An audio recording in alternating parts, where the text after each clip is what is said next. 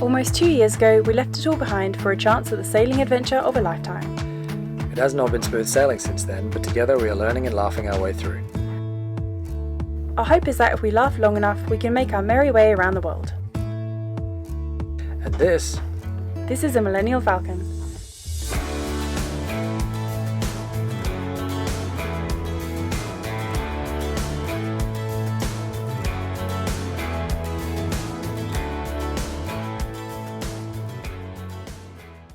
It's been an eventful couple of episodes recently, so if you're just joining us, let's get you caught up. Back in April, we decided to tackle our biggest challenge yet, crossing the Atlantic.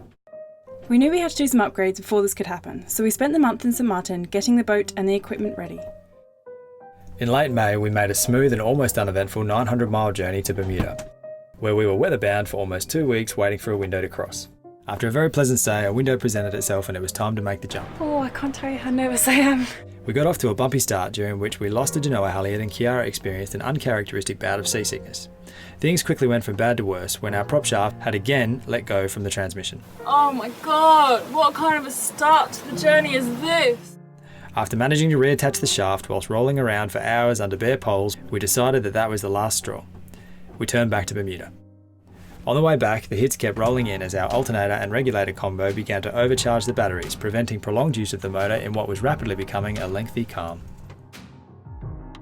After 2.5 days, we made it back to Bermuda and quickly set about diagnosing the cause of the problem and repairing the symptoms.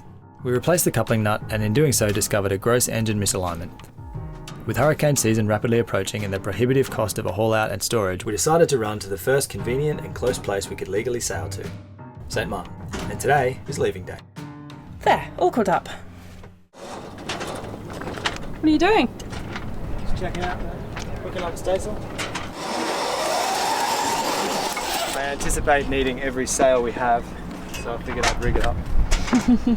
For bad weather or good weather? Oh, no weather. Right, Bob, I think we're about half an hour away from leaving. How are you feeling? I'm a wreck. I'm just trying to stay busy. I probably haven't said why I'm uneasy. I'm uneasy because obviously we're running south. We have a 5-day window from the NOAA, which is like no hurricanes expected, which is not a guarantee. But the weather report, there's no deep lows, there's no sort of dodginess around, which gives me relief. My main concern is that we came in here with well, the shaft fell off, and I've since put that back, and I'm confident that it's not coming off again. Got a new nut, we've got thread locker red on there, and I really leaned on it with the correct spanner, and the transmission locked in place with a block of wood, and I couldn't budge it. So that should take care of it. But the root cause we haven't been able to address, and I suspect it's alignment. We don't have the time here to change the boots out and get the parts in and get the job done, and I'm not going to leave the boat here in hurricane season. So our choices are to run south, and that means motoring, given the wind and the weather at the moment. That means motoring for about 4 days to intercept the trades. Might be less than that, but worst case it'd be about 4 days, which is a lot when you know that it just feels crazy to be motoring. Unsure about the motor. Yeah, when you know you've got a motor issue.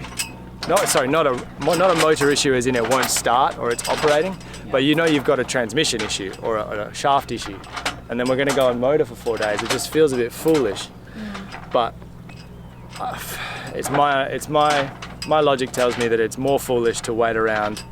Every day the risk of hurricanes and storms increases. We can't afford to haul the boat here and store it, and this is the lesser of the evils that we have. And every day we stay here, we then have to run the gauntlet somewhere or stay. So our window is closing and our options are shrinking. So yes, in answer to your question, I'm pretty anxious, but what do you do?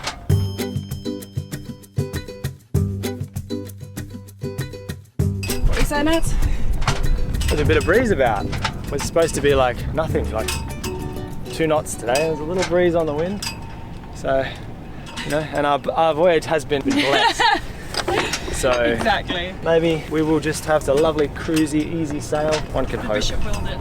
The bishop willed it. I think he seemed a bit taken back by my accent, because I was on the deck and I saw him pull up, as you would have seen by now, and he goes, "Would you like a blessing for your boat?" And I was just so like, I knew what he was there for, but I thought maybe they wanted a donation or they were I don't know, handing out flyers. And he's like, shit, can I bless your boat? And I was just like, oh mate, I'll take all the and he sort of gave me like a bit of a head cock. He's like, huh, you don't hear that every day.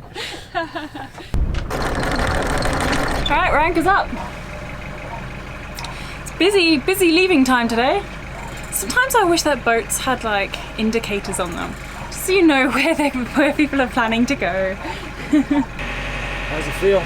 Yeah, she feels okay. Okay. Yeah, normal. Good.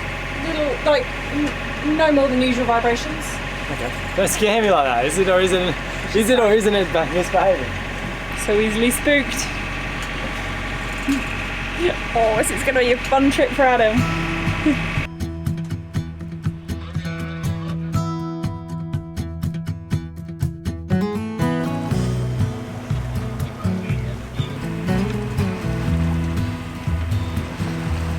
So our forecast is looking a little bit like there's not going to be much wind for the first 2 days, and then a nice kind of blow coming in, and then we will hit the easterlies.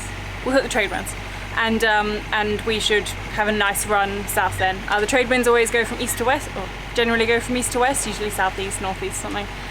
So it'll be quite a good angle for us to head back to St. Martin. It's about 900 miles, but last time it took us about 1,000 miles, give or take, you know, some tacking here and there.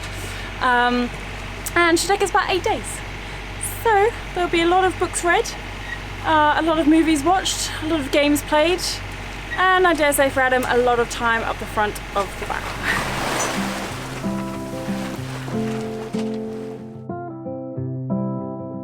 During the days that followed, we began to accept the fact that this is going to be a much longer passage than the journey north. We settled into a rhythm, doing 2 to 3 knots over glassy seas with a full canvas whenever possible, and the days began to blur together.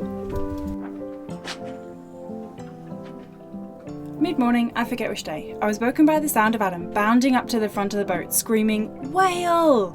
like a child at the fair. Creeping along at 2.5 knots, we silently crossed paths within about 50 feet of this beautiful creature, and were treated to an up-close look. I think he's gone. Oh, no, he's back. Hey! Alright, so I reckon he's like 20 feet from his dorsal tip to his like spout. That's not a sign of a blessing, I don't know what is. Everything's just going to keep going back to this blessing, isn't it? After a quick flip of the tail, it was gone and we were all alone again.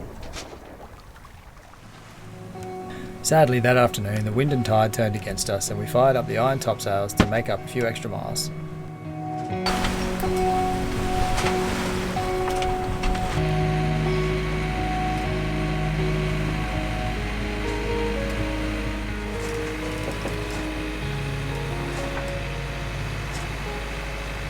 Good morning, everybody. It is day 5. Day 5 update, yep. Day 5 of the slowest crossing from Bermuda to St. Martin ever undertaken. Oh.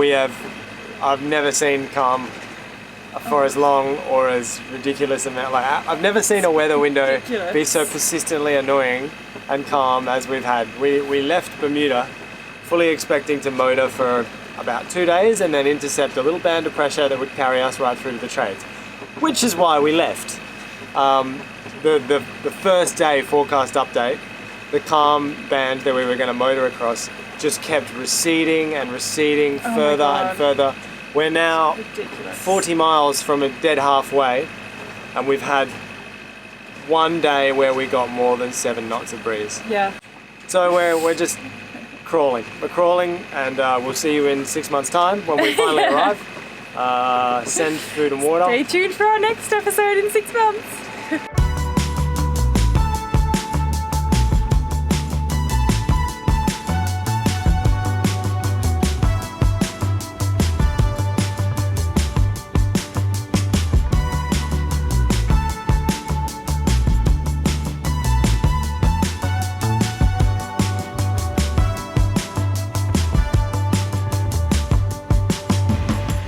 It's day 7.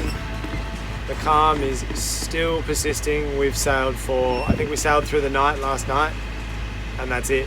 since our last update. I think we've been motoring by the time we arrive in St Martin, we will have been motoring for over 100 hours. Thank God we have the range in the tanks that we do, or we would have been bobbing out here for weeks, because the calm, it's like we're a wind retardant. I don't know what's going on right now, but someone really wants us to learn a lesson in patience or something. Everything's running reasonably smooth, touch wood. The engine's vibrations are normal for us, not too much traffic. We're not getting a lot of sleep because of the motoring. It's very hot downstairs and very noisy downstairs with the engine running, so we've both been sleeping on deck between shifts, which is a bit rough, but that's all right. We're hanging in there. We don't want to dilly-dally out here because it is July now. Happy 1st of July, everyone. It is hurricane season, so we would like to get to land and do what we need to do and keep moving south. Yeah, there's not much to update, unfortunately. Well, not unfortunately. No news is good news, actually. Scratch that. No news is good news. We're probably 3 days out. We might get a chance to sail through the night tonight if the forecast proves to be true, which will be good because we can get some sleep.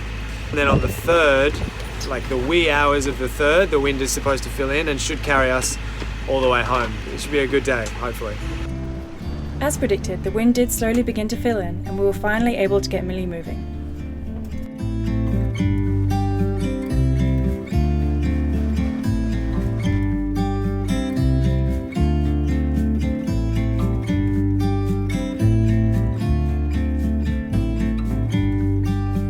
We're saved! There's some wind.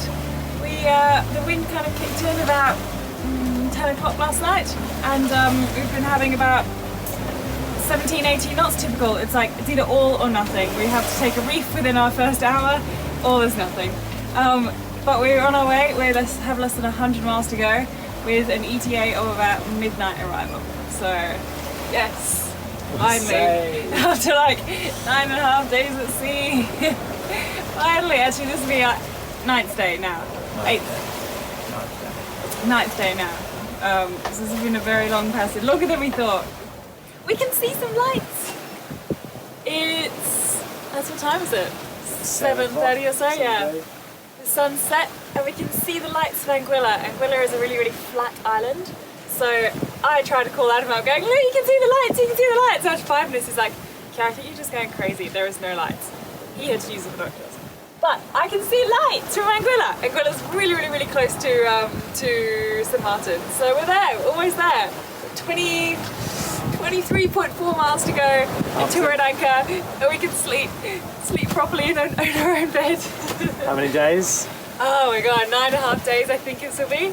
9.5 days. We're thinking we'll get there at like 2 a.m. in the morning maybe, so we'll get a good, but typical 2 a.m. in the morning is when Adam's shift starts, so he'll be wide awake, yeah. I'll be knackered, I'll be like ready to sleep, and Adam will be like, so what's going on? Yes, we see lights. We're here. We're in St Martin. It's about 11 o'clock now at night, and we've finally arrived. So it's just in time for Adam's shift, so he'll be staying out here all night and making sure we don't drag. Probably. I haven't been on anchor for 2 weeks, so I'm a bit nervous. And we're going to lie in bed, watch some movies, have some chocolate and have a cup of tea, and fall asleep finally. So after some 2,000 miles, we were right back to where we started, almost 2 months prior. Some might choose to call it a failed crossing. We're chalking it up to one hell of a shakeout sail. We learnt that despite what the introduction might say, we really can laugh our way through anything.